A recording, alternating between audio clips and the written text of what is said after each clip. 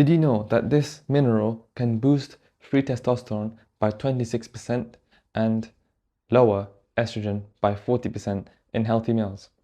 Yeah, I'm talking about boron, this forgotten trace mineral that's actually massively underrated when it comes to boosting free testosterone and testosterone in general.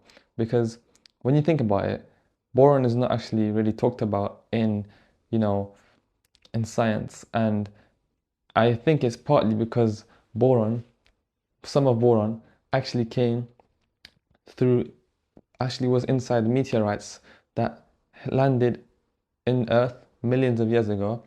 And some of that boron, which hit the Earth from the meteorites, actually is now inside some of the foods and plants that we eat. So there was actually a study which showed that dates and raisins grown in Turkey and the Mediterranean region, which is actually where the meteorites hit millions of years ago.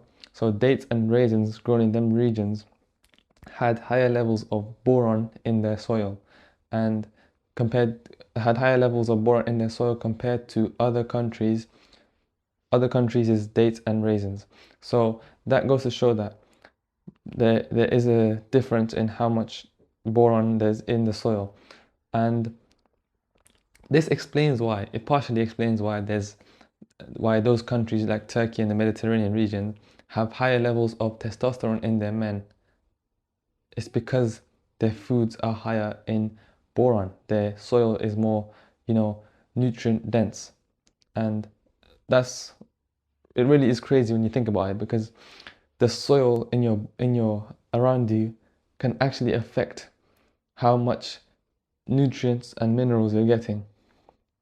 So that being said, the study was done on 7 healthy males, and they supplemented with boron for a period of 7 days, and the results showed a 26% increase in levels of free testosterone, not total testosterone, which is like 90% packaged up by SHBG.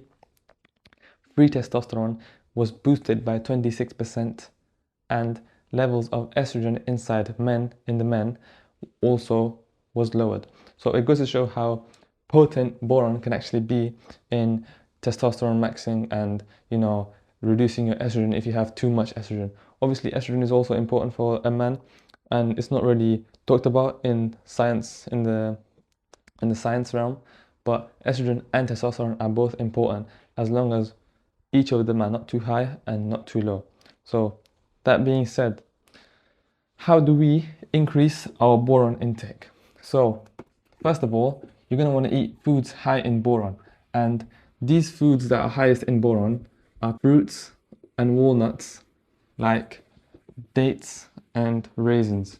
So you're going to want to eat more dates, raisins, because these are very high in boron, and also other fruits and walnuts and other nuts. So getting these dates and raisins and fruits from places which are high in boron in their soil, such as the Turkey and Mediterranean region, would be better as well, because they would have more boron inside of them, as explained in the study. That being said, eat more dates, raisins, fruits and walnuts, and you will have higher levels of testosterone. But after the foods, there also is an option to take supplements of boron, so boron supplementation.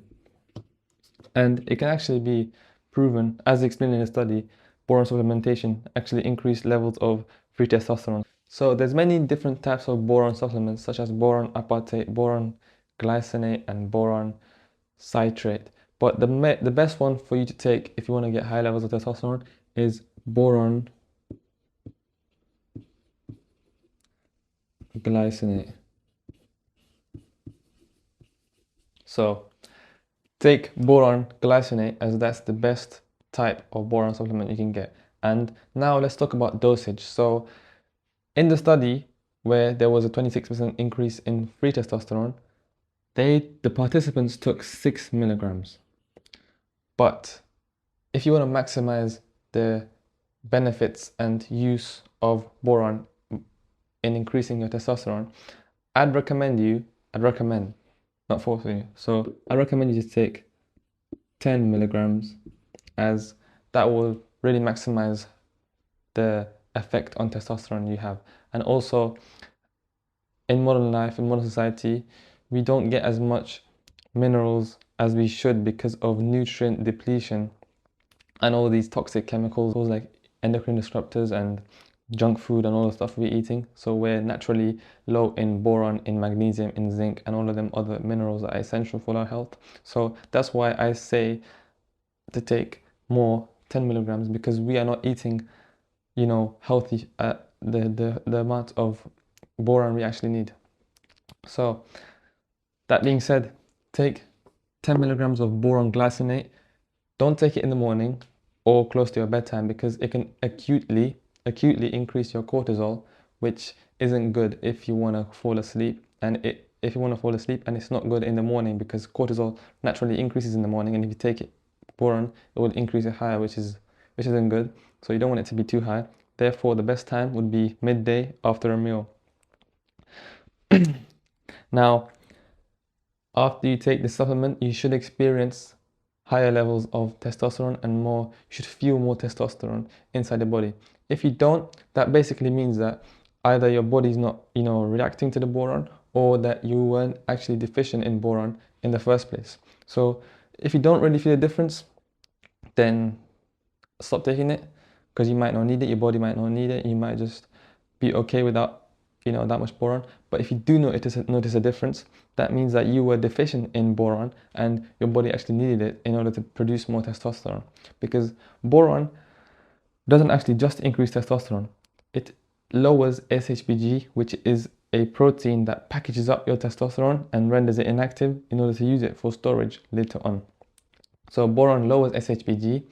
Boron also improves your body's ability to use vitamin D, which is very important for a huge amount of things inside your body, such as bone growth, muscle growth, and energy levels, and mitochondrial function, and so on. So boron increases your body's ability to use vitamin D, which is very beneficial.